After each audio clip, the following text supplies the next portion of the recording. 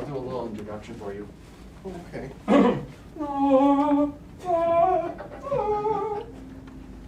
my things started. Cool. Hello, everybody. Hello. Welcome to Austin Custom Brass. Yo, I'm doing posing for the photo. I'm also saying hello to all the people on the live stream. Big thanks to Phil Carnevale in the back right here and Exo Brass for helping sponsor this workshop with incredible Brad Goode. I'm gonna pontificate a few pleasantries about my experiences with Brad. I've known Brad for 100 years now. I think I met you when I was in college, and Brad and I have sort of had like a fun cross-pollination. I think that's the best way to say it. I was very fortunate to take over Brad's chair in a jazz orchestra in Cleveland. That was many moons ago. But how I really got to know Brad and all of the incredible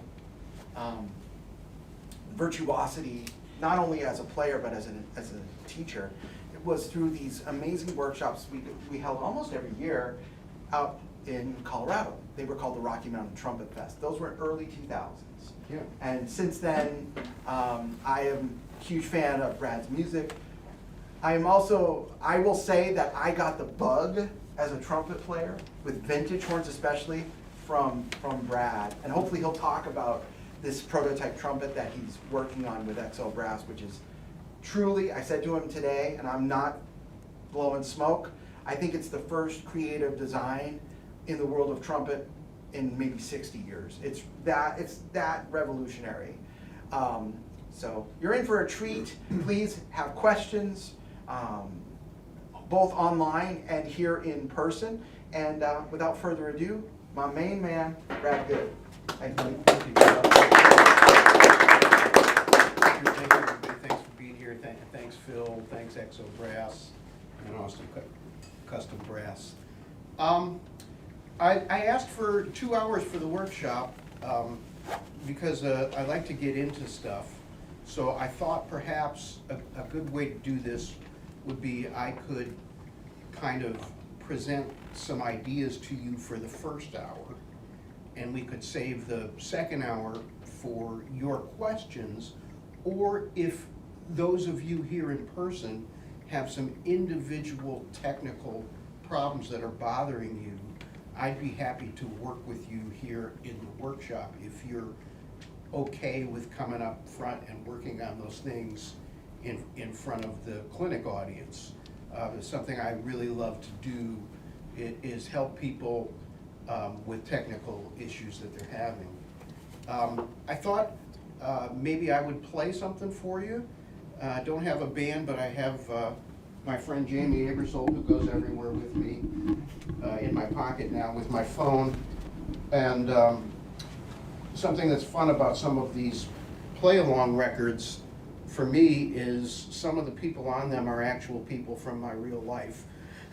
So I'm going to play with my old friends Hank Marr, the late great organist, and Steve Davis, the drummer, both of whom I played a lot with. 1, 2, 1, 2, 3, 4.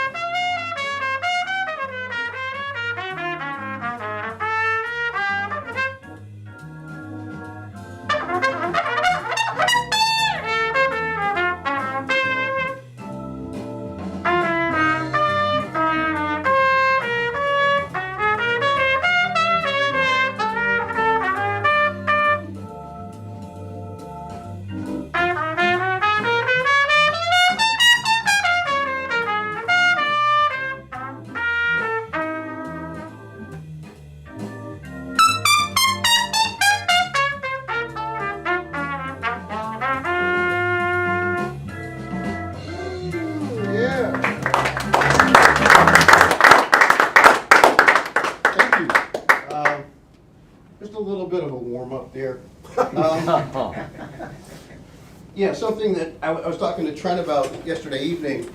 I live at high altitude. So when I go lower, somewhere at sea level, it takes me a little while to realize that the air pressure needed to play here is much less. So I tend to overblow. So I was like just getting, whoa, right. I'm not at home, I'm not in the mountains. So it's funny, usually the first morning or the first day that I play, it's some adjustment, I have to remember that. Anyway, it's great to be here. The things I want to talk about today have to do specifically with trumpet, but I'm also happy to go into the areas of jazz or other things if you guys have questions about that. I've been very, very lucky in being able to meet people who were super inspiring to me all throughout my journey of trying to understand how to deal with the trumpet. And one of my first teachers, one of my primary teachers, is Vince DiMartino, and Who's tuning in? Oh, he's tuning in? Yep. Hi, Vince. I want to give him credit for a couple of really important things in my journey here. First of all, studying trumpet with Vince, when I went to study with him, I wasn't that into being a trumpet player. I was into being a musician and being a jazz player. And Vince gave me a passion for being a fine instrumentalist and understanding the instrument and understanding all the things related to the instrument. So he really put me on a path of exploration with the trumpet. And two really important things he said to me when I was a student that have kind of been the basis for all of my quest for learning throughout my life. The first thing that he said that always sticks with me is learning is changing. They are synonymous. So this idea that if you want to know more about something or you want to get better at something, you have to take in new information or you have to change what you're doing. So there is no learning without change.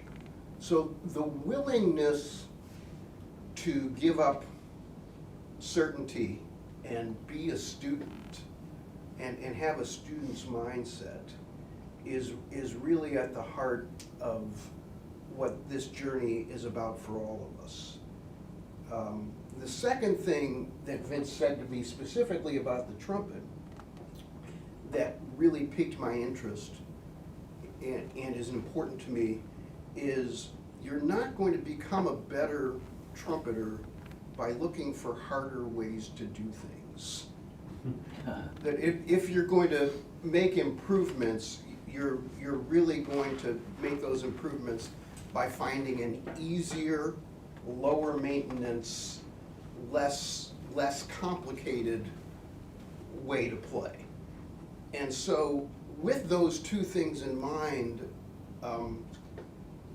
I kind of set out on this adventure in music, and I've been so lucky in my life to have formal teachers and informal teachers and mentors and people who were inspiring random people that I met in life to gain information from. So I think with the mindset of being a student, as trumpet players, we want to kind of go through life with our ears and our eyes open, looking for clues, even if they're coming from places that we might not expect them to be coming from. Little things that we observe in the people that we listen to or the people that we play with. We even learn from our students. So gathering bits of information, I think I'm equally known to my friends as a trumpet student as much as I am a trumpet teacher, and I've continued taking trumpet lessons. I continued into my 50s. Really up until my early 40s, I was always with a regular teacher, regularly scheduled lessons. And lots of the teachers that I went to came philosophically and technically from seemingly opposed viewpoints. But there were elements of each teacher's contribution that became part of my thinking and part of my practice. So I think it's very important to have a teacher and have somebody who's a sounding board, not only for your own technical growth, but for your goals as a musician, and helping guide you towards not only the things that you know that you want, but the things that only somebody outside of you can see that you need. You know, so I remember, this makes me think about my time playing with Eddie Harris, a great saxophone player. And in those days I had a little Sony cassette machine, a little Walkman, and I'd tape the sets, and Eddie was ribbing me about taping his sets. He said, "You're not going to release that stuff on Brad Records, are you?" And I said, no, I'm just taping this stuff so I can go back at night, go to the hotel, and, you know, listen back to what I played, and, you know, kind of work on my own playing and analyze." He says, "Well, you shouldn't do that, because you can't be objective about your own playing because you're the one playing it. So what you ought to do is give me the tape and let me make comments on your playing." And I thought, you know, I think I'm going to take him up on that. That was pretty harsh, but very, very eye-opening. And I only let him do it a few times. You know, but what he said there, you know, we become so close to what we're doing that we can't be objective about our own playing, about our own music, about our own technique, but having somebody who is outside of your own brain that you trust is an important part of this relationship. Also, having a trumpet teacher who's not just a YouTube video, but an actual person in your life is a way to get an understanding, if that's a person that you trust, on how to organize your own thinking and your own practicing. So something that you're supposed to be learning if you've gone to college and studied trumpet and you had weekly assignments, let's say you were supposed to do so many etudes and so many solos, and you were dividing your practicing up between technical exercise, etude practice, music for gigs, etc., and your teacher helps you learn how to structure this. This is supposed to put you on the path of structuring your own practicing, so that you go forward and you know how to be an organized thinker about your own development. So I really think that for all of us, our role here in the community of musicians and the community of trumpet players is we want to be students and teachers. That even if you think, I don't know that much, I haven't been playing that long, I'm sure there are people who have not been playing as long as you who really need your help and would benefit from your perspective. Aside from being a student of a teacher or being a mentee of a mentor, I think we should each be students of our own experience. So nothing teaches you like failure. And I had somebody at a recent Masterclass I was doing for jazz players, and the question came up like, have you always just been able to improvise like that, and never had stage fright, never had nervousness, never had problems with your chops, never say. I said, yes, I've always been perfect. You know, which of course is the farthest thing from the truth. The truth is, the best lessons I've learned have been through trial and error. And that as a self-teacher, I want to keep track of my failures and then try something different. Look for other possible solutions. So this learning is changing. If you keep trying something and it keeps failing, you know that qualifies you as crazy. You know, so what we want to do is keep track of this. So when I was younger, I had a practice journal, and I kept track of my failures. And I would look back at them, whether they were notes about the practice sessions themselves, or whether they were notes about things that went wrong in my professional life, in the evenings, on gigs. I'd have these notes to refer to the next day. I'd write this stuff down before I go to bed. And then when I get up in the morning, I've had my coffee, okay, what is today's problem? And now today is about a search for potential solutions to this issue. And so by being students of our own experiences,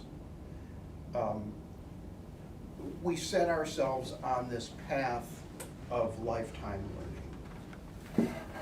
I was also very lucky when I was young to have the example of musicians who were much older than me, who were improving at a more rapid rate than I was.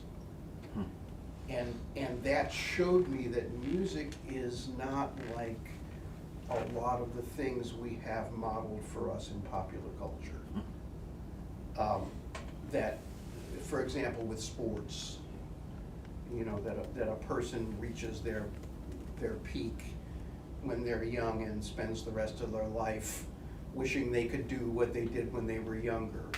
Or perhaps that the only interesting people for us to pay attention to are young people. The new people are always the most interesting because they're new. But I had these examples of these older people who were playing at levels of comprehension that were so far beyond anything I could imagine myself doing that it really made me question this whole thing.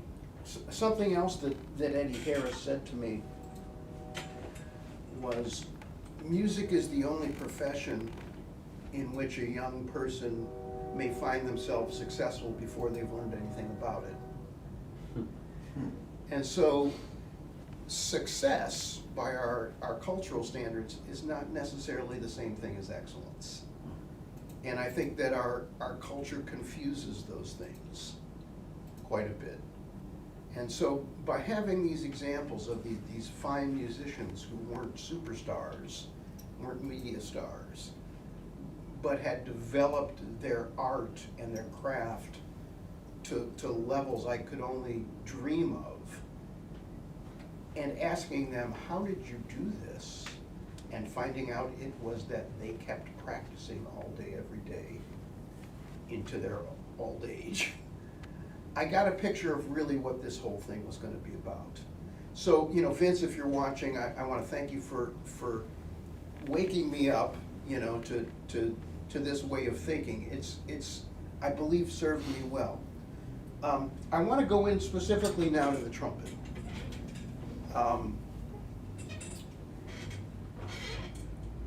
Looking for an easier way to play. What I've discovered is that the trumpet can essentially be played two different ways. It can be played as an amplifier, or it can be played as a resonator. And most of the physics research that has been done on brass including the work of Arthur Bernard, who published the most definitive study, deals with the assumption that the trumpet is an amplifier. So essentially, there's two different systems at play here. The amplifier would imply that the sound source is the body, and that we create a sound, and that this cone-shaped, more or less, tube is going to amplify that. Teaching and a lot of thinking that has grown up around this idea of the brass instrument, the trumpet in particular.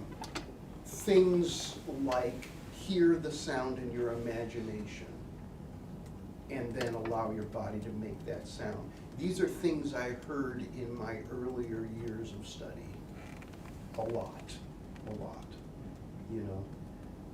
A resonator is a system in which the mechanical device is actually becoming the resonant sound, and the body involved in the trumpet as a mechanical device is behaving in a reaction to its interaction with that device. So I've found through these years of trumpet lessons and this voyage, if you will, of trial and error and lots of failure and lots of struggle, that using the trumpet as a resonator has solved so many problems for me. I can't imagine going back to using it as an amplifier. So if you think about other instruments like woodwind instruments, when you have, let's say for example, I had a tenor saxophone, and you have a mouthpiece that has a flat section that's called the facing, and you lay the flat reed against the flat facing of the mouthpiece, then there's a small opening near the tip of the reed in the mouthpiece, and that opening is going to allow an air impulse to pass between, and at some point the reed is going to be the vibratory medium. So the missing component here is of course the ligature, and the ligature of a saxophone mouthpiece is trying to put pressure on the reed near the top and near the bottom so that the reed doesn't move from side to side, because if the reed was wiggling around, the system would not function. And it has to be tight enough that that reed is held very firmly in place against the facing, because if the reed isn't tight enough, we know what happens. You get those squeaks. You remember high school band and the clarinet squeaked, and then you see them take the reed off and tighten the ligature down again, you know, really crank that sucker down, because if the reed is not secure, the system's not going to work. So what happens in this system, you have the mouthpiece, the reed, the ligature, and then there's a tube with a flared end, right? More or less. So what happens when a saxophonist begins playing is an impulse of air pressure starts a standing wave that forms somewhere in the bell or just in front of the bell, kicks back, and sets the reed in vibration sympathetically with the frequency of the waveform inside the instrument.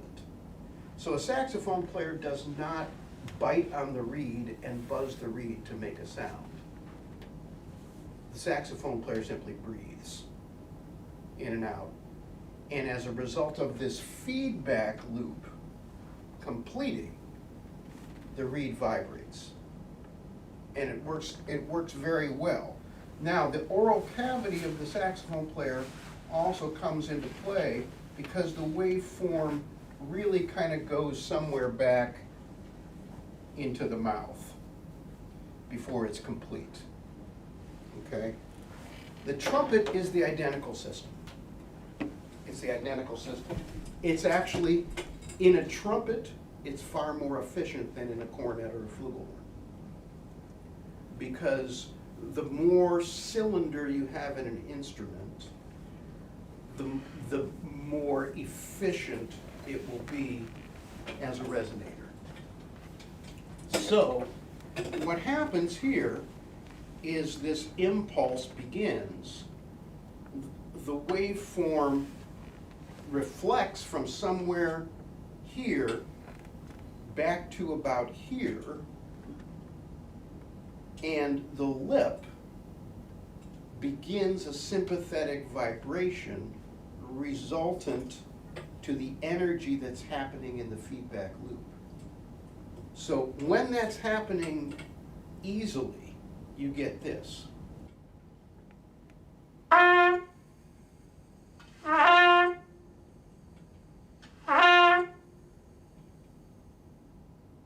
I can also play like this.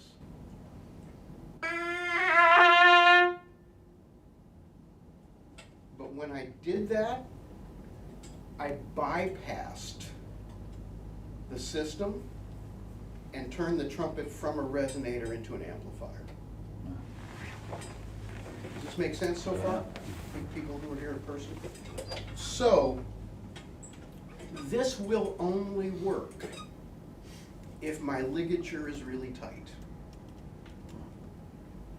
So, on the trumpet, we have the identical system.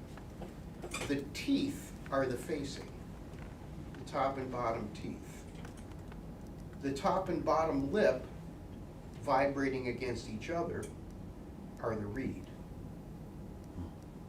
And the entire rim of the mouthpiece is the ligature. So the purpose of the ligature, again, is to hold the reed firmly in place, very, very firmly in place against the facing, and not allow it to move on or off, not allow it to move back and forth, and not manipulate it by biting down like a saxophone player biting down on his reed to squeak. As a matter of fact, if the system is working correctly, and those of you who have mouthpieces with you or at home watching online, if you try this, if you have enough contact with your teeth to play the trumpet well, enough mouthpiece pressure, the part of your lip that is inside the rim of the mouthpiece cannot be manipulated in relationship to what's happening under the teeth. You can manipulate everything else around. Now, if your ligature is loose, you can do all kinds of manipulation with the part of the lip that's inside the mouthpiece. Is this making sense so far? Okay. So, I'm advocating for mouthpiece pressure. Now, mouthpiece pressure, we know, is a huge issue because the teeth are hard. The rim of the mouthpiece is hard, although if you get a nice plastic one from Trent, it's a little softer. Oh, you're nice. But these two hard surfaces will crush your lip between your teeth, right? And there's two parts of the lip that get crushed. There's the muscle, which usually can take a fair amount of abuse, and there's the skin. The visible part of the lip that we see is mucous membrane, the red of the lip, or what doctors call the vermilion of the lip. That's the part you can't take very much abuse. So as trumpet players, when we swell at the end of a hard gig, it's usually the skin. It's usually not the muscle. When we get little red marks on our lip, that's the skin. skin can take very little abuse. The muscle can take a little more, but it doesn't want to be abused too much, right? So I see many trumpet players, they come to me with problems and they say, I've tried everything and I've reduced my mouthpiece pressure, and even still, I'm having these problems. And I say, okay, let me hear you play. And then in 1 minute, I say, I know what your problem is. Not enough mouthpiece pressure. Then they think I'm crazy. Then they leave. They never come back. I'm okay. I'm being honest, right? So the solution is not to reduce or minimize mouthpiece pressure. The solution is to find a way to use enough mouthpiece pressure, but counteract that mouthpiece pressure so that it is not tiring or damaging to the body. So I'm advocating for making the trumpet work like a saxophone by having a very firmly contacted mouthpiece and teeth with the lip protected from damage by use of the facial muscles. So there are muscles here. This is one muscle. Your lip, upper and lower, is one oval. We know that if you tighten your lip, it adversely affects your tone, right? So if I decide to tighten my lip, that's not going to get a very good result by pursing my lips, right? So sometimes we're told, well, just relax your lip. And I'm not sure that this is the best advice to get to what we're really trying to get to. There are muscles connected to the lip. And there are muscles coming this way toward the boundary of the lip. Muscle coming, oops, good thing that was carpet.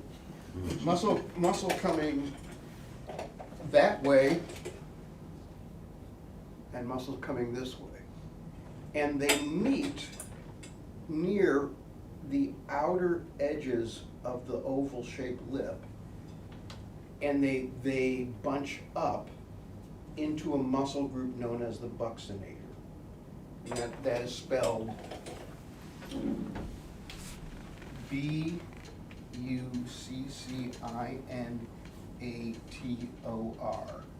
Buccinator.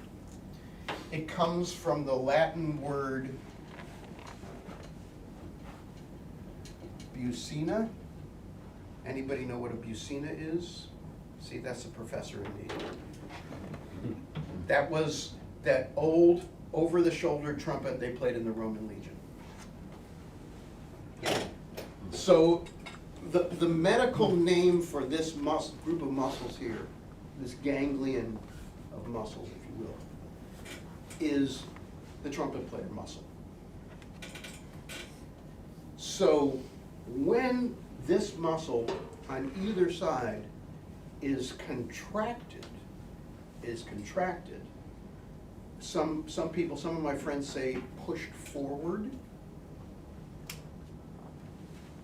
You feel, everybody can do that and feel what happens to their lip.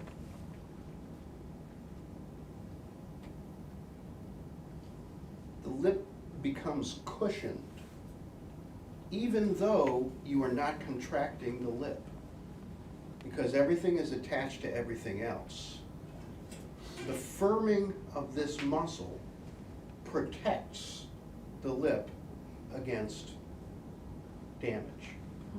So it's as if, you were walking around the corner and I said, think fast. And I punch you in the solar plexus, I could really do some serious damage. Unless I said, let me see how those sit-ups are going. You can take quite a blow if you're preparing by contracting, right? So when I contract these muscles, it cushions the lip, which provides a counteracting pressure against the inward mouthpiece pressure. Okay. So something from Vince DiMartino, he'll have you play a low C, and while you're playing the low C, he'll come over and knock on your mouthpiece. Most people, if you do that to them, you go,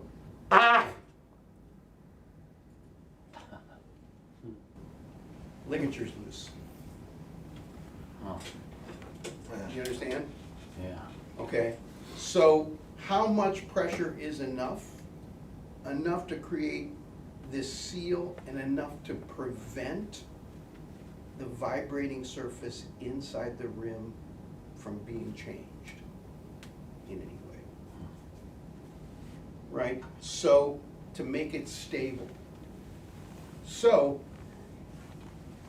this muscle, the buccinator, when it's stretched, as in pulling it to the side or smiling, it stretches the lip, and the lip becomes super vulnerable to injury. When it's relaxed, the lip is relaxed, and it's still pretty vulnerable.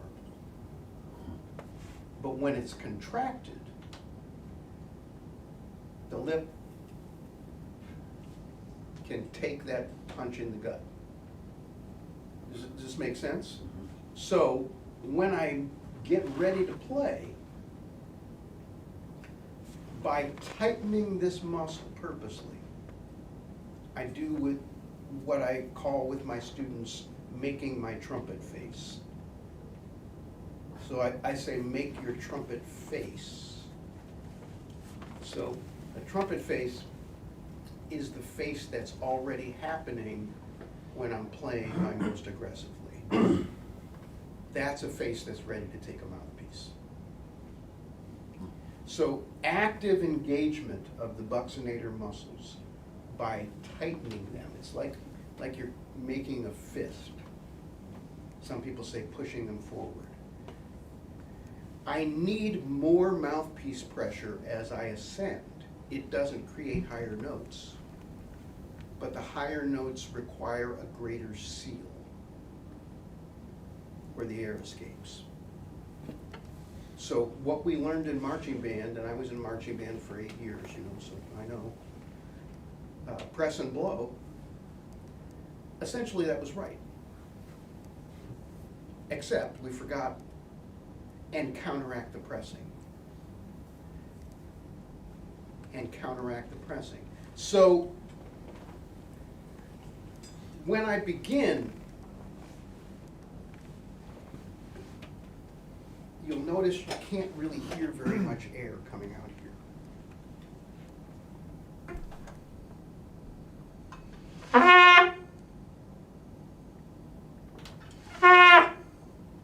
Why can't you hear much air coming out? Because there's not very much air coming out. Yeah. I'll get back to that. I'll get back to that. Okay, so the mouthpiece, the ligature is tightened. The lip is in a state where it can accept that. So when I set the mouthpiece, I do not set the mouthpiece on a loose lip. As they say, loose lips sink ships. And if you're on a cruise ship gig, you'll know that that's literally true. So, yeah, so the lip is already ready for the pressure. I then use full playing pressure before I start playing, before I breathe in.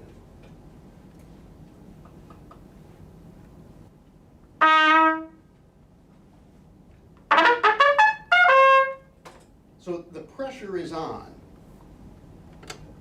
before I breathe in.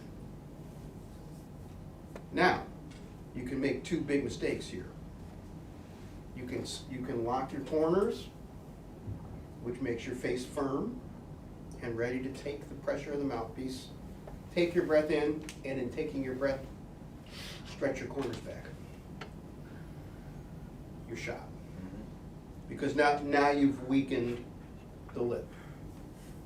Okay.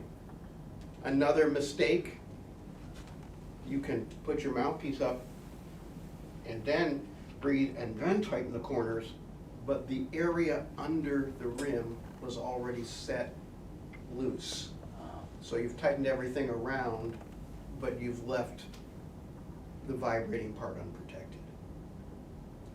Now, as I ascend, I use more pressure. To counteract that pressure, I increase the tension, the muscular contraction of the buccinators. Okay, so a lot of people think when they say firm the corners, and they say, I tried that and it didn't work for me. Firm corners, loose center. They point to their corners, they show me your corners. They point to the edge of the skin on their lips. Those aren't the corners. That's your lip. Those are the corners. You're doing nothing. You're firming your lip, and you're trying to firm your lip and relax it at the same time. You know, good luck with that, right? So I hear that. Oh, I tried that firm corners, loose center. I'm not saying firm corners, loose center. I'm saying firm corners, do nothing with your center. But if the corners that you're firming are the right muscle, the center will be firmed as a reaction to the firming of the corners. As I ascend, I use more pressure to keep the seal, slightly, bit by bit. As I descend, I use less pressure, slightly, bit by bit, never coming off the teeth, the solid contact with the teeth.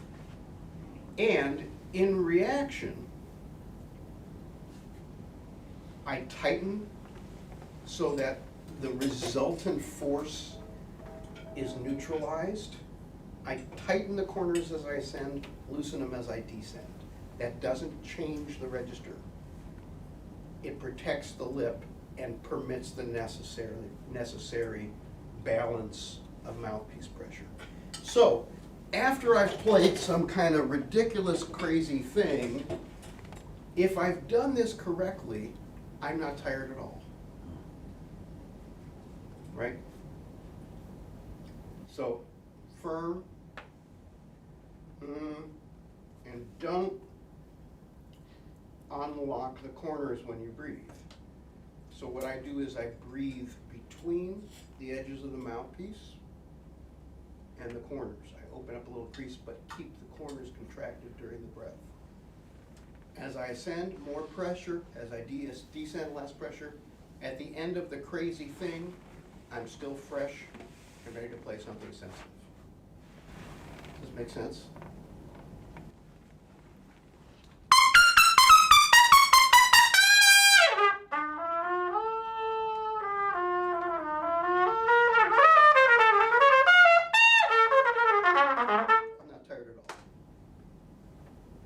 So these two forces are working against each other, and they're permitting this passive area, the reed, to react to the feedback loop. When you play using the trumpet as a resonator, airflow has zero effect on playing. Zero. Except there has to be some airflow to create the impulse. But amount of air is irrelevant. The only thing that has an effect is air pressure. So, I learned not to take a very big breath when I play, although I'm over breathing today at my first day at sea level. Even still. So, some things I read in my exploration of this subject go back to Mary Franquin, the great French trumpet teacher, the first professor of trumpet at the Paris Conservatory. He was a student of Arbin. Arbin was a professor of cornet. Franquin was the first professor of trumpet. He made a case for trumpet being a solo instrument worthy of study. In his book, which was a great book, that many of the great French players studied from, Maurice Andre studied from this book, Guy Touvron, all these people. A couple different things he says. One thing is he says, don't really worry about breathing in too much, just use whatever you need. The second thing he says later in the book is, don't breathe in at all. There's already enough air in your lungs, Yep. all you have to do is pressurize it, add support to it. So when I read that, I thought, don't breathe in at all? Don't breathe in at all? What does he mean? Not at all. Well, you're breathing in when you're talking. You have to breathe to live. So you're already breathing.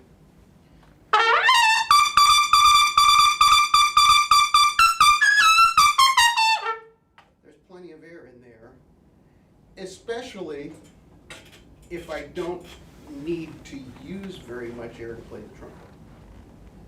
Now I start thinking about this whole thing. Okay? So if this is true, what I'm saying,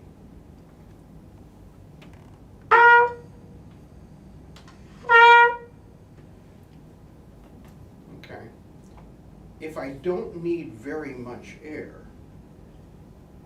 what would make it easier to play other than not using very much air?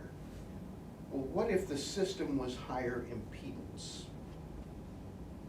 In other words, if there was more resistance or a smaller tube or a smaller system to vibrate. So again, you go through life and you listen for clues. And I remember when I was young and I was playing with Red Rodney, Red Rodney said, I asked him, Red, how come you have such an easy high range and you play your solos up and down all day, and these other guys I see around Chicago, they have great high range and I have no high range. He said, don't worry about it, you'll get your range when you're older. And I was so angry at that answer. I thought that was nonsense. That's it. You know. And then another time he said, well, what are you playing? And I said, well, I'm playing a 7C. He said, come on, man. You know, all the great jazz players play small mouthpieces and tight trumpets. I was like, what? What great jazz players play small mouthpieces and tight trumpets? All the jazz players I know play big orchestral trumpet, big orchestral mouthpiece. And I started looking at the players he was talking about, the people of his generation. So when you have a more resistant equipment setup, you're playing a higher impedance system. In other words, there's more to lean against. That response starts with less energy impulse. So it takes less air pressure to play a tight mouthpiece or a tight trumpet than it does to play a big trumpet. Okay, then I remembered another thing, that my mouthpieces come apart. Terry Warburton came up with this great system. Actually, Vega came up with it. in Vega came up with it? 1934 was the Oh, I patent. didn't know that. Yeah, sorry. Yeah, okay. Well, I've always got my stuff from Terry. And then what size air column can enter the instrument? Maximum. So why are my teachers, and believe me, I studied with the famous ones in Chicago and elsewhere, saying move massive quantities of air unimpeded, flow the air, practice with your breathing mechanisms, fill your lungs, get rid of resistance in your mouth. All these things about airflow. Where's that air gonna go? Well, if it's hitting a hole that size, it has nowhere to go. I'm choking, right? So I thought, how can I get my air to be that size before it gets there? One way, certainly, is to play with my lips more closely set and more farther apart. That's going to create impedance in and of itself. Right? But a second way was to try to start the journey of a smaller airstream in my oral cavity. So what I came up with was taking the back of my tongue and pushing it very high in my mouth. And the little pet theory I have right now, I don't know how provable this is all the way up in that he position, as high as it'll get, is good for trumpet. A little bit lower and you're good for trombone. A little bit lower and you're a better match for tuba. So some matches for the impedance of the brass instrument we're playing, rather than one size fits all. Mm-hmm. Right? So the idea that that's going to happen, if this is a visualization of the tongue, the back part of the tongue that comes from your throat reaches up and gently seals against the bottom of the upper molars. This creates a trap for the air. So the air, instead of going around your mouth and then getting to this little hole, right? The air is channeled between the top of the tongue and the roof of the mouth, on the top and the bottom, and the molars on the sides. The molars are preventing it from getting to the cheeks, or to getting what some people have, this air pocket happening in the lip, right? And directing it in a small stream. Vince told me that when you read the old trumpet books, everybody talks about an air stream or an air column. Nobody talks about an air ball. So this stream idea, I've taken the stream to the extreme. So I'm hissing into the trumpet. So if you everybody, even people at home, if you raise your tongue up and say he gently, and then the lip closes, now there's a very small airstream, which is more in line with the size of the instrument we're playing. So in order to make that very small airstream do the work of louder or softer, I add or lessen pressure from the muscles of the upper abdomen. The lower abdomen is irrelevant and is hernia territory. Mm-hmm. It's not near the lungs. So from here, a little bit goes a long way. Clark Terry, Trent and I both had the great fortune of studying with Clark Terry. He would always say, huh! Yep. He would call it a huff. Yep. And when you do that, huh, you're feeling the muscles that are needed around the diaphragm to move inward against the lungs. So instead of, which is going to get me,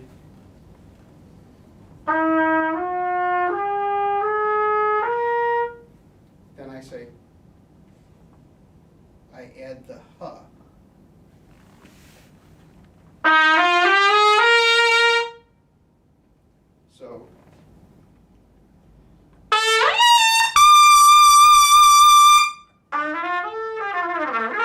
So there's very little air. I'm in the process, as I'm changing and trying to learn and trying to change, I'm in the process of trying to figure out how to use less and less and less and less actual air. Mm-hmm. One of the big things was to stop breathing in. Not that I die, stop breathing in together, but to stop moving my body and tightening and trying to overfill my lungs. I just breathe as I'm talking. So if you see me getting ready to play, You don't know what I'm about to do. There's no visual cue of what volume, because it all looks the same. It should look the same. Does that make sense? Yes. I have a question in Yes. regards to that. So can you demonstrate without the horn, like the difference in the stream that you're producing Yes. from from like a low volume, low register to a, Yeah, from where you're sitting, you wouldn't be able to hear it. great, that's the So, answer. but you could feel it. And if I'm doing it on your hand, low volume, you almost feel no air. Yes, Higher volume, you feel like I'm pushing a coffee stirrer into the center of your palm. yeah, beautiful, thank you. So you still can't hear it. Yeah, That's my maximum volume. So.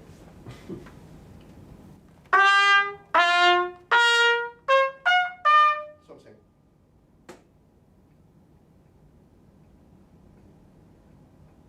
yeah. You can't hear, if somebody's on the stream, you can't, I could hear you, that You hear the basic tuning. that's it. Yeah. Just for people online, Right. you won't hear what he Now, just did. let's flip it. Yeah. Let's say that I have to do this.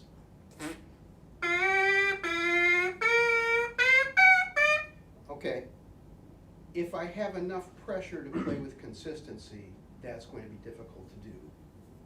So the first thing I'm going to have to do is loosen the ligature. Yeah.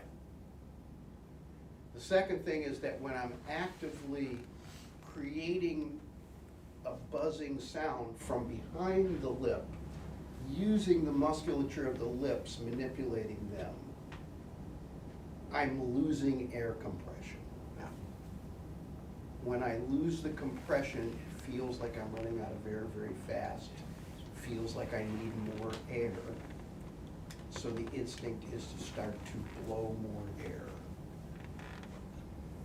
So the amplifier system seems to require, or at least insinuate, the need for airflow.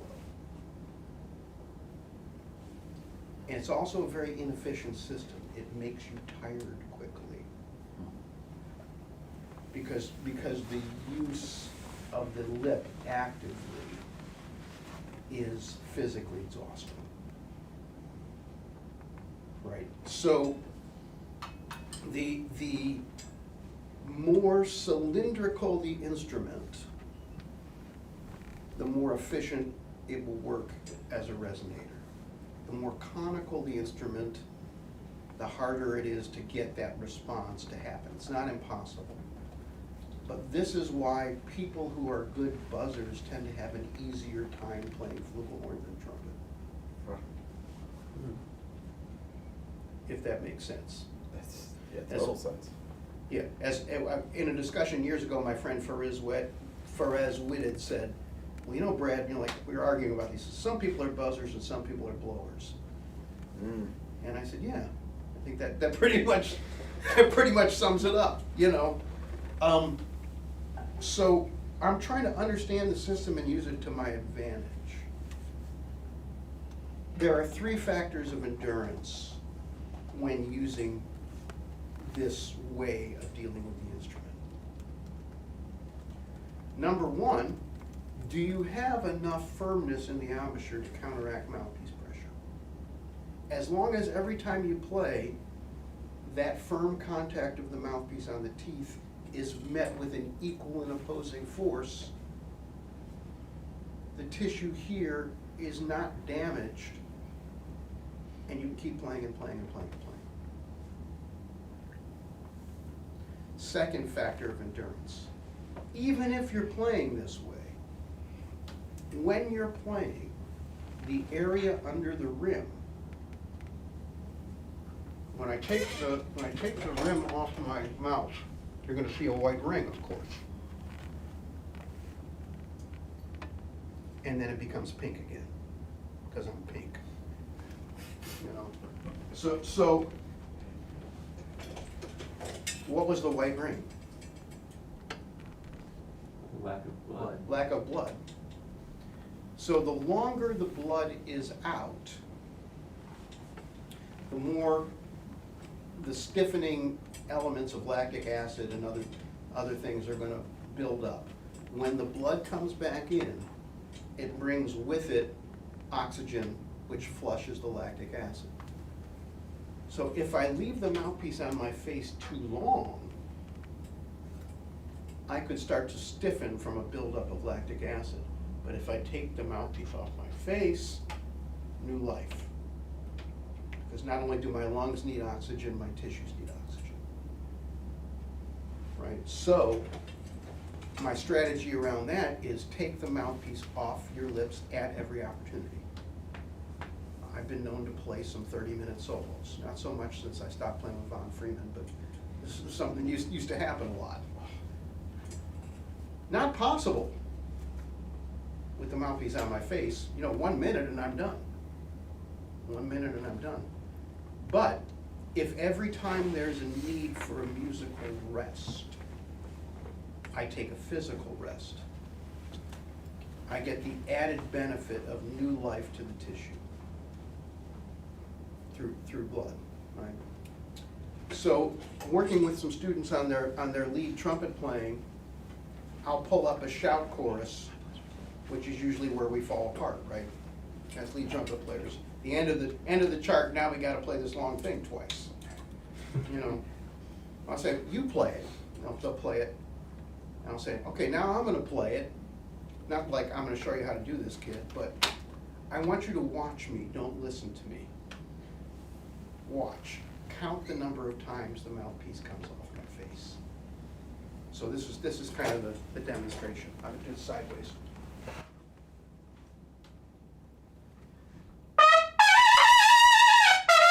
Sorry.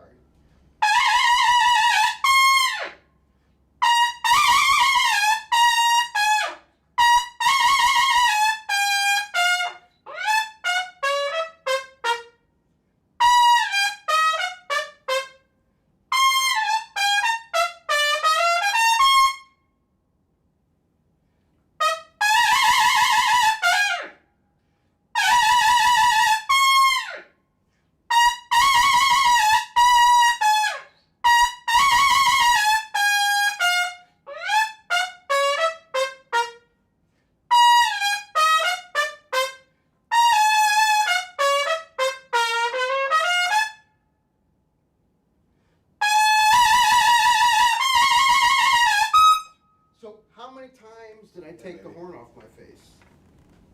Did you count? Nobody counted? I didn't know, but.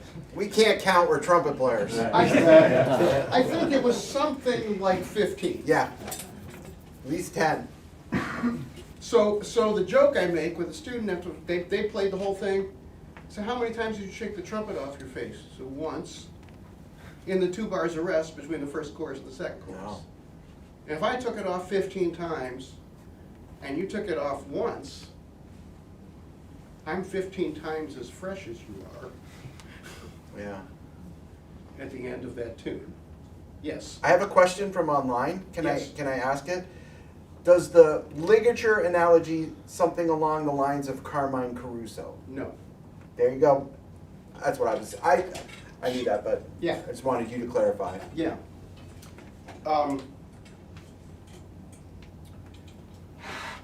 Yeah, so thanks for the question. Yeah. I'll get more to that. So there's some integrated parts here. The readiness to accept the pressure of the mouthpiece, the counteracting of the pressure of the mouthpiece, the passivity of the lip in the process, and the non-effect of airflow versus air pressure. So in this way, I'm telling you what I'm trying to describe are the basic elements of this, the basic elements of this idea of playing with it acting as a resonator rather than as an amplifier. The third element of endurance, I said there were 3 elements of endurance. First element of endurance, is your face firm to be able to counteract the pressure of the mouthpiece throughout your playing? The second element, do you rest a lot so that the lip gets blood, especially the skin of the lip is what needs blood. So that it can keep from swelling or getting tired or stiffening, you know.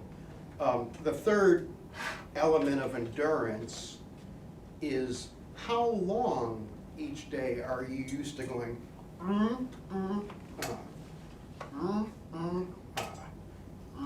Are you used to doing that for about 15 minutes a day? Then you could probably play about 15 minutes a day before you start to tire out. Are you used to doing it for 2 hours a day? You can probably play about 2 hours a day before you get tired out. I remember Professor David Hickman is an alumnus of the school where I teach. And he came back to do a trumpet clinic, and everybody was asking him questions, and one of the trumpet players said, Mr. Hickman, how long each day should a professional trumpet player play? And he went, 5 hours. Next question. I was like, seems pretty. What? You know, I expected some qualifications, but I thought about it. I said, 5 hours. You know, in my typical day, I have to practice, I have to give a few lessons, play with my students, and play a 3-hour gig. 5 hours seems about like the minimum I would want to do a day to be in shape to do that every day. And so the way that I think is I don't try to let that aspect of endurance drop below its requirement too much or too often. So on a typical day for me is just what I described. Couple, 2-3 hours of playing at school between my own practice and you know, playing with the students. And then a few hours playing at night, whether that's a gig or a jam session or what have you. So Sunday comes and there's no gig and there's no school, what do? I play for 5 hours. So that when Monday comes, I'm still at my 5 or 6 hours. If I say, well, I got 2 days with no gigs, I'm just gonna practice for an hour each day, I feel good about practicing, but the next night I have to play lead on a big band, I will probably be in trouble. Because this conditioning aspect of resistance is very important. It becomes very, very important. Does this make sense? Yes, Mr. Austin. Question from online, Yes. which I also would like for you to answer a little bit, because you know we're in a similar path here. Yeah. Can you talk about the Reinhardt stuff? Yeah. Okay. So Donald Reinhardt, I had the opportunity to study with him, and I was too dumb to know I should do it. because I had people telling me about him, and I, like many people, thought it was all nuts and complicated, and didn't mean anything to me in my experience and what I was hearing. He was a trombonist who became a popular brass teacher on the East Coast, mostly out of New York and Philadelphia, and his great years of teaching were the 1940s through the 1970s. I think he died in the early 80s or something. Yeah, something like that. He himself was a trombonist who had no range. And he thought he was a very talented musician and had a great understanding of the music he was trying to play. He was a classical trombonist. Then one day, his counterweight broke and fell off his trombone. And he suddenly got another octave. And that was his aha moment. And he said, what just happened there? Wow. And then he started observing other brass players. And he made a study of observing thousands of brass players. And he realized that there were physical reasons that people could play easily or had difficulty playing easily. And he began to categorize people into types and subtypes. So in a nutshell, in total, it is very complicated, and he wrote a lot, and he talked a lot, and he said a lot, and I'm a voracious student of every word I can get my hands on that ever came out of his mouth or his pen. Not only as it applies to me, but as it might help other students that I'm working with or friends. He basically found that brass players play in one or two basic ways. That either the air is leaving the mouth in an upward or relatively upward direction, or it's leaving the mouth in a downward direction. And the factor that decides whether you are an upstream player or a downstream player is not horn angle, like a lot of people think. So you can see somebody playing downstream with a high angle and vice versa. I'm an upstream player and my horn is straight out, but I like to point it down because I like to keep my shoulders down. Thanks, John Faddis, for those lessons. You know,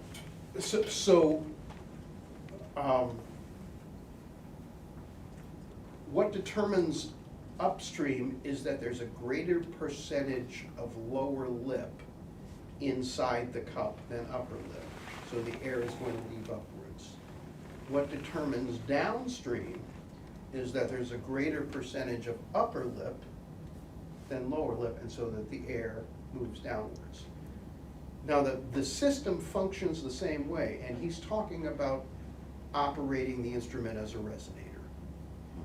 So what happens here with an upstream player or a downstream player, this is, let's say these are the lips, okay? This is the rim of the mouthpiece. This is the cup. This is the hole. Then you have the drill and the backbore, okay? So if your air is leaving the lips in an upward direction, it is meeting the cup somewhere between here and here. If the airstream goes into the hole, there will be no sound because the lip will not vibrate, because you won't set up the standing wave. What sets up the standing wave is the refraction of the air off the wall of the cup and beginning a vortex at the hole. The speed of that vortex will determine the number of nodal points in the standing wave, which will in turn kick back and set the lips in sympathetic vibration at that speed. And that's what determines pitch. So range happens in front of the lips. There is nothing you can do behind the mouthpiece that will change notes higher or lower. Nothing. It's not physically possible. Therefore, the upstream player, the higher the angle of refraction, the faster the vortex, the higher the note. The lower the angle of refraction, the slower the vortex, the lower the note. The trumpet is not only a resonator, it's a filter. It's filtering out the unnecessary overtones and just choosing the note you want to play. That's a well-designed trumpet. I call it a clam filter, although for me it usually doesn't work. Right? You know, that's a joke. It's the same for the downstream player, except in reverse. It's possible to have great range being downstream or upstream. For example, John Faddis is upstream, Arturo Sandoval's downstream. They're doing the same thing, just on the reverse sides of the cup. So what happens, what Reinhardt discovered by observing thousands of brass players, is that there's something called the track of the inner embouchure. He later called it a pivot, and then he regretted calling it a pivot. Yeah. It was the biggest regret of his life, was that he called his method the pivot system, because he thought it gave approval for people to open and close their teeth, which he called a playing evil. He used these archaic terms, right? Or something to be avoided at all costs was the opening and closing of the jaw. So, I'm pivoting. He would say, no, that's a head bob. That's what he called that, okay? So, bobbing your head up and down. All right, so the pivot, now here's where it gets very esoteric, but this is what he found. And physics bears out what he's saying. You're basically taking the firm contact with the teeth and lip and maintaining that firmness on top and bottom, not loosening or shifting the firmness, and in a very small movement, micrometers, you are dragging that whole thing across your teeth. Mhm. You're dragging your lip across your teeth with your mouthpiece while maintaining solid ligature contact with the teeth. So people who are upstream sometimes track downward and sometimes they track upward to ascend. Sometimes people who are upstream track downward and sometimes they track upward. If you have what he called a dental malocclusion, which I have, which means you like to do that, your pivot might not be straight up and down. Mine is pretty far left. It almost doesn't go downward at all. It goes like that way. Mm. So what's happening as I'm ascending, as one unit, the lips and mouthpiece rim are being very gently tugged in this direction. As I do that, instead of playing the top half of the cup, I'm dividing my cup in half that way. I'm playing the upper right part of my cup. As I'm dragging my lip to the lower left, the angle of refraction is changing. So ascending,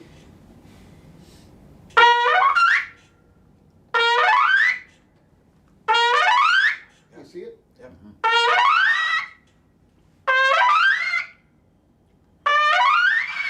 Not this morning. You know, so that's what's making the pitch change.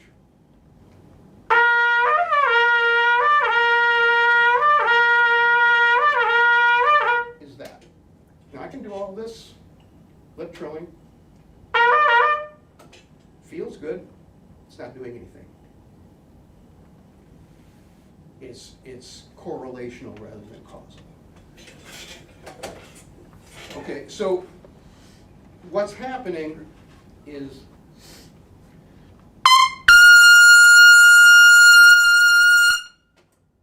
I'm going da da that way. Okay, it's going to look different on everybody. If you're loose, it might not work at all. If you're moving your jaw around, it might not work at all. Yes. So I just want to ask, you're saying it's correlational, you're not trying to move, No. therefore playing higher. I can. No, what's correlational is me wiggling my lips around to do a lip trill. Right. That's not doing anything. See? I think it's doing something. You see what I'm saying? Yeah. Wiggling my corners. Yeah. So, But in other words, like, the way to play high is not necessarily to try to drag the mouthpiece across your face. not necessarily, but each of us does this naturally. Yeah. So what Reinhardt proved, and I'm going to swear, I once I learned about this like 25 years ago, every brass player I see, I'm like, I Yep. see which type you are. Mhm. I'm doing that in my head at the club when I'm listening to you play. Yep. I see it in like 10 seconds now. Okay, okay. So there's type 1, type 2, type 3, type 4, type 1A, type 1B, type 1, 2. Yep. I'm a 4A, Yeah, that's weird. which isn't the rarest type because my bite is perfectly even. I have neither an overbite nor underbite. So for years, I couldn't figure out whether I should play downstream or upstream. And every teacher I went to said things like, you're not thinking of the sound clearly enough in your head. You're not breathing deeply enough. You know, if you just listen to more Bud Herseth, everything will fix itself. You know, I heard lots of stuff I didn't hear anybody say, oh yeah, you're in that rare type, you should do this. So Reinhardt was an analyst. He was analyzing the mechanics of brass playing and helping players who were frustrated with mechanical difficulties. Because his writing was so complex and it went into so many, because now there are tongue types. Yep. There are other variables that, you know, these subtypes that he studied his whole life, people thought he was insane. Except the people whose careers he saved. Yeah. Which was lots of famous players. Lots, especially trombone players, but many great lead trumpet players. Red Rodney himself was a Reinhardt student. You know, so when Maynard Ferguson had a son who wanted to play trumpet, but Maynard couldn't help him, then Maynard sent him to Reinhardt. You know, that's in those days when I was having difficulty recovering from my lip injury, and I talked to Clark Terry. Clark said, read the Reinhardt book. Yep. Amen. You know, so different people need different things at different times. You know, I hope that wasn't too complicated, but that's it goes along with the physics of the instrument. So what if you understand what you're doing, how could that make it harder? I heard a lot of stuff, being from Chicago as I am, there was a lot of stuff going around about analysis being paralysis. And I tended to buy into that while I was putting my faith in the teachers I was seeing, who also had great stuff to share with me, you know.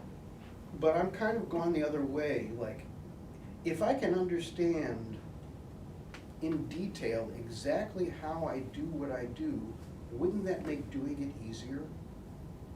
And along the line with looking for easier ways to do things? Some people would say knowledge is power. When people say analysis paralysis, I say knowledge is power. I never considered myself to be a particularly physically gifted trumpet player, which is why I had to go learn how to play it. It wasn't something I was born doing. Does this make sense? Yes. I'm gonna steer you another way. Okay. Because it's sort of correlative to what you're talking about. Mm-hmm. I know I got my love from vintage instruments from you. Okay. Can you talk about like the journey that you've had, especially with this new horn, but I know you were an endorser for Blessing back in the 80s. Yes, when I was playing with Red Rodney and then after he and Ira broke up, I played with Red and I played with Ira. I ended up playing with Ira for 25 years or something. but they were both endorsers for Blessing, and in those days, Blessing was getting like a kind of a stable of jazz players to endorse the horns, and they were really generous company. that was supporting us with stuff like this, with clinics and sending us to schools, to their customers who bought instruments, sending us as guest artists. And Red and Ira hooked me up with that opportunity, and I did that for 10 or 11 years until the company was sold, and they said they were gonna discontinue the artist program. And then I began looking at other horns, because that blessing horn was a good, solid horn, but I became interested because I was hanging out with people in Chicago who were really interested in this stuff. In particular, now shout out to Wayne Tanabe, who's now with Yamaha. But I was a guinea pig when Wayne had a shop in Chicago when he was starting. He had a shop called the Brass Bow. I was like guinea pig number one. I'm working on trying this, come out here and help me play this stuff for me. So I got really into this, and I was also became very good friends with John Faddis and Scott Lasky, who were tight friends. And Scott was looking at aspects of trumpet design. And so I kind of got the bug, and then I started collecting old horns, and I played a variety of vintage instruments. I discovered that some of my favorite instruments were the pre-war French Bessons, of course. And in those years, I was doing a lot of lead playing with big bands and playing a lot with Pop's orchestras as an auxiliary player, going in to play lead trumpet on Pop's concerts. And the Besson was a good trumpet for me because it was easier to manipulate than the standard heavier horns of the day, and I could seemingly go back and forth between getting a sizzling lead sound and getting a nice warmer sound to play in a section or play jazz. Then I discovered the Martin trumpets, and I started thinking about what Rodney had told me, and then I went from the dual bore Martin to the single small bore Martin.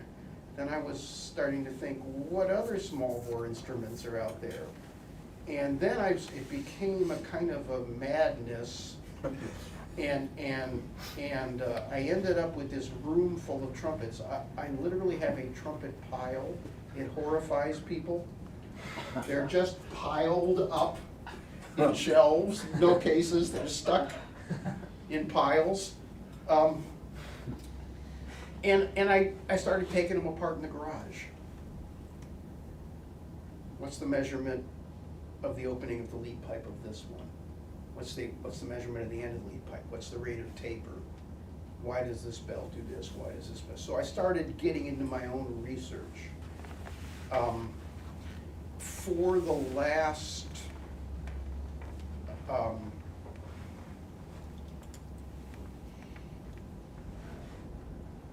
26 years, I've turned down endorsements, and I've been offered them by most of the famous trumpet companies. And I've turned them down because I discovered in all this research, along the lines of wanting to make playing easier for myself, that playing was easier when I had higher impedance equipment. And then I started to notice, well, the more cylindrical that high impedance equipment was, then it was even better and even easier. I'm a regular member of a band now for 15 years. The band is called Paco's Afrofusion Orchestra. And Paco writes these impossible high trumpet parts, which I play all night long with almost no break, and it's full of articulation. It's like playing the Arban book up an octave for 3 hours. And I was just falling apart until first I found the King Liberty trumpet, and then I found some Vega trumpets and some Kiefer trumpets. Trumpets that were designed with more cylinder and higher impedance. And then I said, oh, this gig is easy when I have the equipment that helps me do the difficult task I'm trying to do.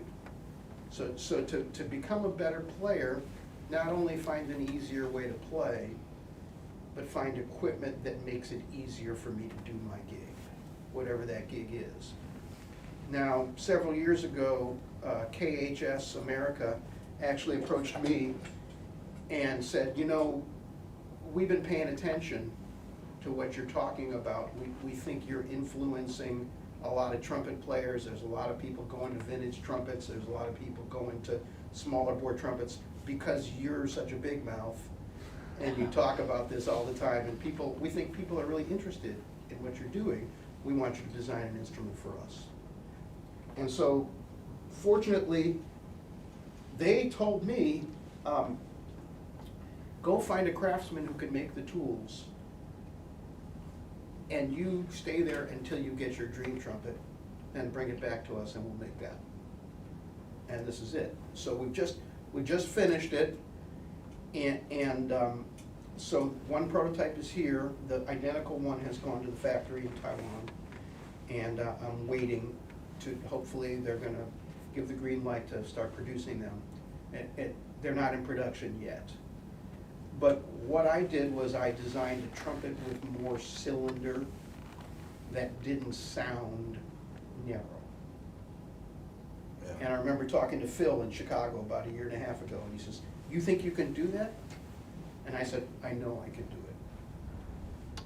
I was pretty cocky. I remember that. And I know I could do it because I've been in the garage with a micrometer.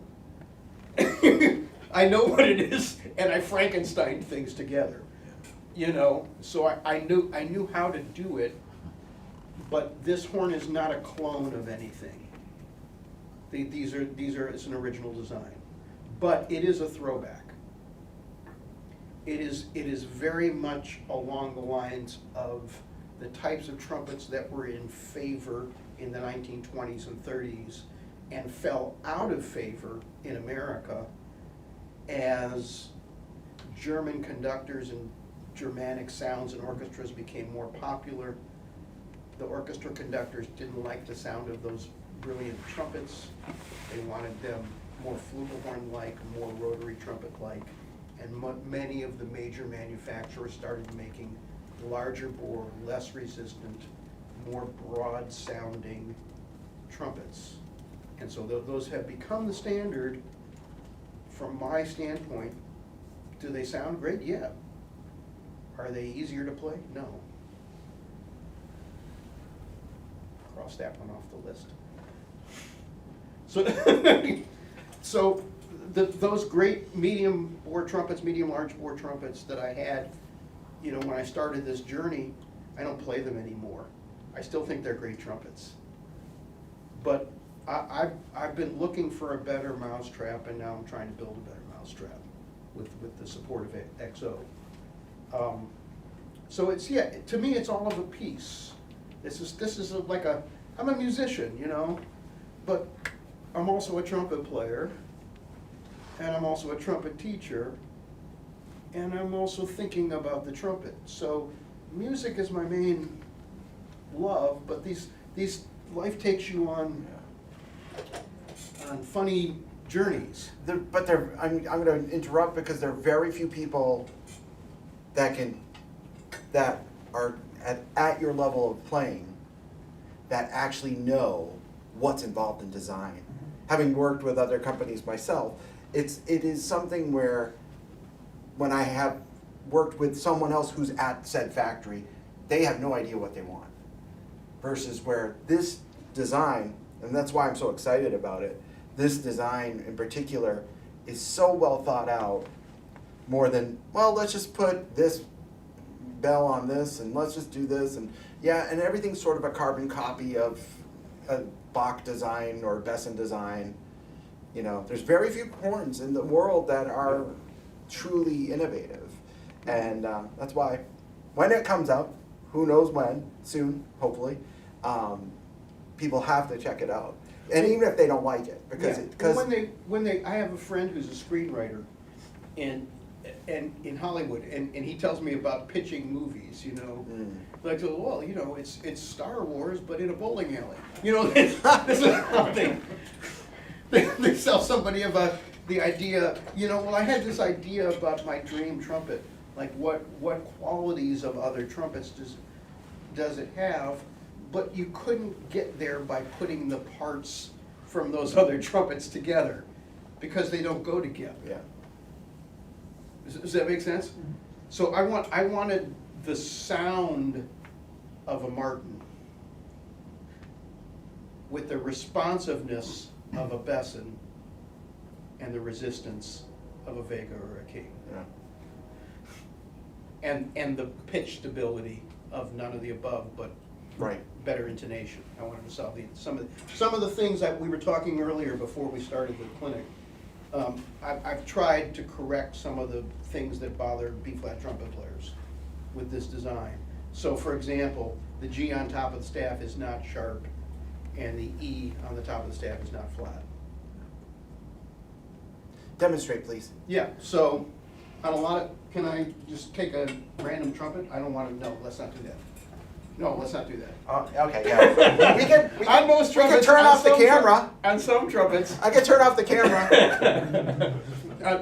on some trumpets, this note is flat. And so if you're holding it out, you're playing an electric band or something, you're looking for an alternate finger. So, fix that one. This one is incredibly sharp. It's not on this trumpet. Yeah. Therefore, I don't have to use an alternate fingering on my high A either. So I've got some notes that were out of tune on the post-1930s designs better in tune. And some of that has to do with the rates of taper versus rates of cylinder and where those things are. But other parts have to do with the span, the distance. This, you see, this is a narrower instrument this way, and it's a narrower instrument this way. It's not quite narrow to the point where you would call it a pea shooter, Right. but it's just a little narrower than a Besson, which is narrower than your contemporary Bach. If that makes sense. So it's actually the same radius as a Kiefer or a Vega, which I found to be much better in tuned trumpets than modern trumpets.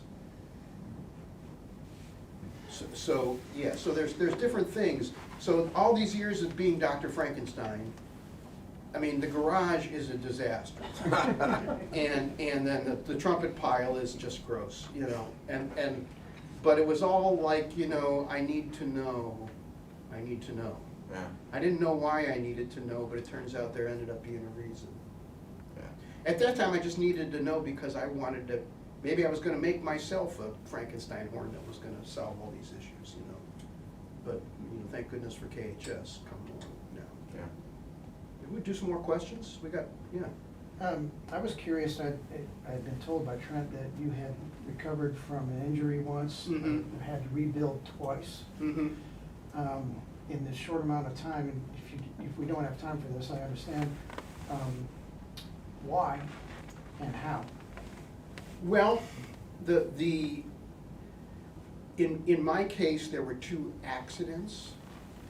In the case of many people, they play with the lip too weak or they stretch. And then they're trying to force the lip muscle to support the weight of the mouthpiece.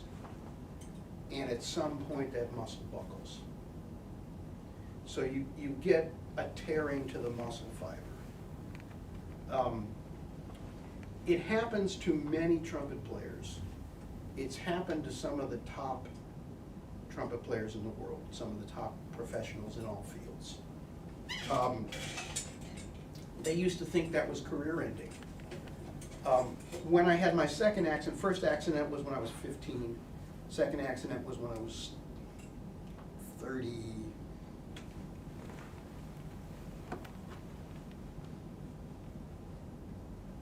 37,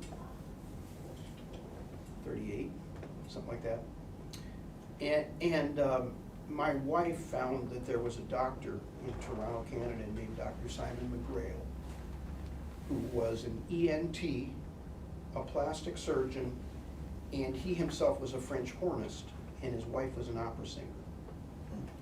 And he had become interested in lip injuries to brass players And he believed he could do plastic surgery on people who had hurt themselves through playing through a condition that he named Satchmo syndrome.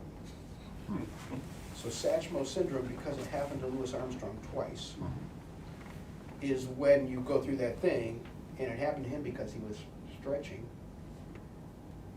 and he got a tear to the lip fiber. Now what Satchmo did was he took a year off, let it scar up and heal and came back, but then it happened again because he was more prone. But then after the second time, I think he played the rest of his life okay. But it definitely is a deterrent.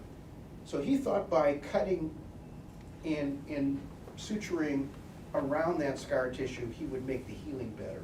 Now the jury is still out on that, because I know a lot. Dr. McGrail has passed away. I know some people who've had that surgery and it really wasn't a miracle. What was the miracle was he figured out how to do physical therapy for the lip. So when you have a injury of any kind to any muscle, if it's an injury to the muscle and not the skin, see what I'm saying? You can rehab that. We know that Usain Bolt tore his hamstring a year before he broke the world record in the Olympics. You know, so you must be able to recover from muscle injuries. The injuries to the lips are so minute, they're so small compared to something like that. They should really be relatively easy to rehab, except for the fact that the lip is a sphincter muscle. So biologically, it doesn't adhere to a bone or joint. Therefore, there's no natural way to strengthen that muscle like there is your bicep. Your bicep's attached to your elbow and your shoulder. And so you're working it against your upper arm bone. And so you know that when you do reps, you're going to get a burn, and then if it burns enough, you stop and go, okay, I got to rest for a couple days, and then it's going to remodel, and that's how you. So physical therapy is a two-part process. If you ever had you sprain your ankle, or I had knee surgery. I had my left ACL replaced with a dead person's Achilles tendon 15 years ago, skiing accident. It wasn't skiing when I got hurt, it was falling that hurt me.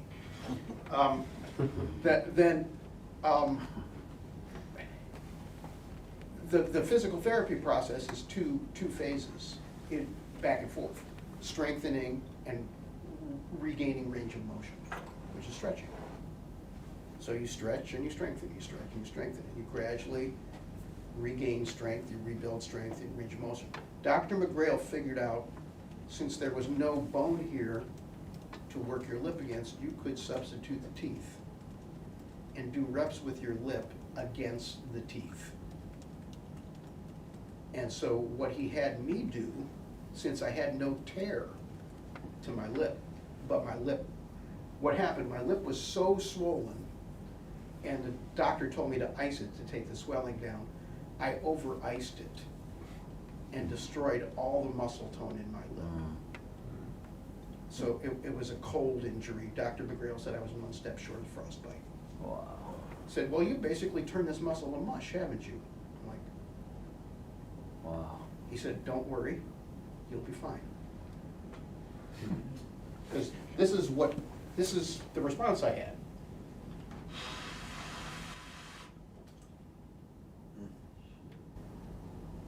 You know, so thank goodness my wife found Dr. McGrail. By doing reps with different thicknesses of cotton gauze pad between the teeth and gums, pulling the lip and tightening the lip itself and relaxing, tightening, relaxing, tightening, relaxing, in a few different exercises. Doing reps of this, I was able to rebuild the integrity of my muscle. It's probably not as strong as it was before, but the side story is it was during that time when I was trying to start practicing again with no strength in my lip that I had to really re-examine all these years of trumpet lessons Everything that you talked about over the past 90 and minutes. say, what's getting me help here and what's not. Yeah. And that's when I went to Clark Terry for help, and he did help quite a bit. Mhm. But he also told me to study Reinhardt. Yeah. Yeah. And like I said, other people had told me to study with Reinhardt when Reinhardt was alive, and I was like, nah, I don't need that. So I missed that opportunity, you know. Does that answer your question? Yes, yes, it does, thank you. And I'm happy, you know, for you guys and for people who might be watching on the live stream. I hear from trumpet players several times a week, every week, who need help. Mm. And I'm always happy to help with this. I do Zoom or FaceTime or something to show you these exercises, demonstrate them for you, show you how to do this. I actually presented a workshop on this at the ITG this year, Yeah. on why injuries happen and how to recover from them, and that they're not career-ending. They don't need to be career-ending. You know, you heard people for years, oh, he used to be a great trumpet player and he blew out his chops. So when Freddie Hubbard was going through all that stuff, I was on the road playing with Curtis Fuller all the time at that point. And Curtis was saying to me, help Freddie. And I said, well, I don't really know him, you know, tell him to call me, here's my number. And he kept giving him my number, and he never called. Yeah. And I talked to Dr. McGrail, and he said, oh, Freddie Hubbard's one of my heroes, I treat him for free, tell him to call me. Like, if I could get a hold of him, I would. Mm-hmm. So, you know, you don't have to suffer. You know, don't suffer in silence, reach out. Did you have any warning signs, like in your playing? Did you ever feel like you were like was there a moment, like a particular like super taxing performance or practice session where you're like, I might have just done something?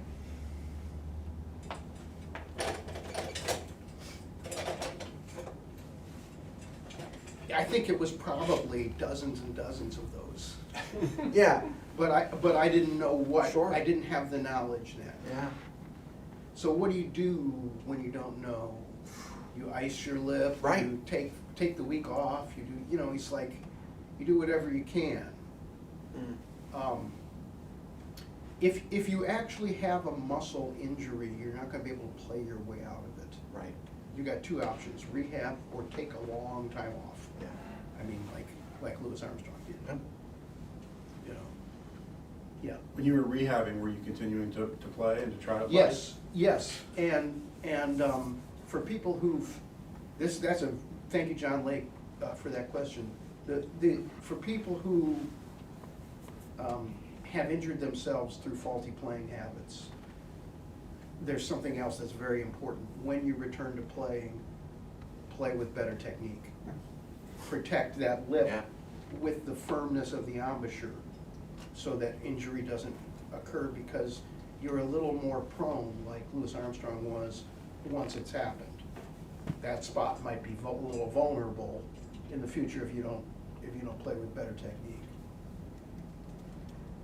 You know. But it was about 1.5 years where I wasn't taking gigs, but I was starting to practice that whole time.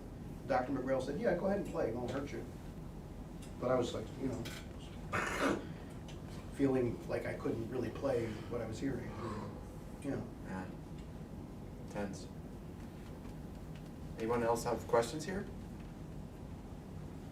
Gotta be something.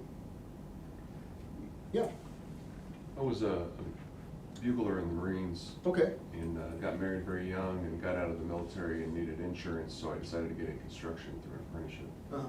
And so my music has been something that I've done my best to balance for myself, my humanness. And I find that I go to jams to try and have that emotional expression to, you know, keep that balance, but I end up, because I'm not playing as regularly, I'm blowing my lip out every night. And so I'm curious to know if you have any suggestions of recovery that's not, if I'm driving from meeting to meeing in my car, you know, I can't have a horn on my face when I'm Yeah. doing music.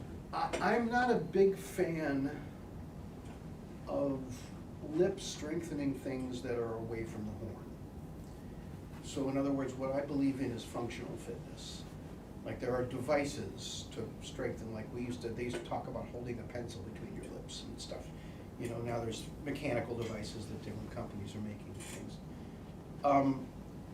But I do think that if you can set aside 15 minutes here, 15 minutes there, 15 minutes here, 3 times a day, and do this, you know, because you don't want to hurt the whole world, you know, and you're self-conscious. I sit on airplanes and practice. I sit in the airport, right, with this really quiet mute. Noisy airport, people that don't hear me playing. I just maybe go sit somewhere where nobody can see me and I don't feel, you know, like I'm a freak or something, you know. So sit, you know, behind a stairwell or, you know, in an empty gate. You know, if you got 15 minutes before breakfast, do your 15 minutes then. You got 15 minutes at the end of lunch, do it then. You got 15 minutes when you get home, do it then. Well, now you're in jam session shape. But if you go for 5 days without playing and try to play on Saturdays, it's not gonna be good. Does that make sense? Yes, thank you. And I like the short practice, lots of shorter practice sessions rather than sit down and bang yourself out for, you know, the whole afternoon. I really subscribe to that. I do an hour here, hour there. Put it down, watch a movie and come back, play another hour, Yeah. put it down, have some coffee, play another half hour, you know. Yeah, I like that. Yeah. Is there any truth to if you practice too much with such a mute and damaging? Only if you're trying to blow past the resistance and hear the sound. If you can learn to use the resistance in your favor, it's actually beneficial because it teaches you to play more efficiently and with more resistance. Mm-hmm. But there's a feeling of having that response happen where you know you're playing at the response point versus trying to drive your air and push past it. One of the Reinhardt principles is he found that most professional brass players who were successful played predominantly by feel. That they favored feel over sound as a barometer of the success or failure of their playing days. And so he believed that the purpose of the warm-up was to reestablish the feel, which flies in the face of a lot of things, you know. Just only think about the sound. So I like to warm up and not hear myself. Huh. So That's what fantastic. what I'm going for is the feeling. And I feel like that's the right, Yeah, I'm good to go. yeah, So I'm looking to reestablish that feel. okay. So the practice mutes come in varying levels of resistance. I've gotten so I like a super resistant one, but you can buy some that are less resistant. That feel, and there's a mute, I don't know, Trent, if you sell these or not, but it's called the soft tone mute. No, but we have something similar that Bremner makes. Yeah, so I know it's- what you're talking about. It's actually not a mute, it's a It's muffler. felt, yeah. It goes over Yep. your bell. Yep. It's like an enclosed bucket mute Yep. thing, and it cuts the sound by at least half. Yeah. And that's a good thing if you're in a place where you don't want to bother people, but you want to play your open horn. Yeah, yeah. I'll do that in hotel rooms when I'm on the road. I'll do a lot of practicing like this. Take my Jamie Aebersolds and my practice mutes and Yeah, not miss my practicing. yeah. All right. You know, not let the fact that I'm going to bother the neighbors keep me from playing that day. Yeah. So unfortunately, we're out of time, but for everybody who's tuned in online, thank you so much for Thank you. watching this. This will be archived, so please come back to it. And for everybody who's here, thanks for coming. And big thanks again to XO, Phil, and Brad for all that you've given us. Thank you. It was an awesome session. Thank you so Awesome much. to finally get here to Austin. Yeah, Custom baby. Brass. So, much love, man.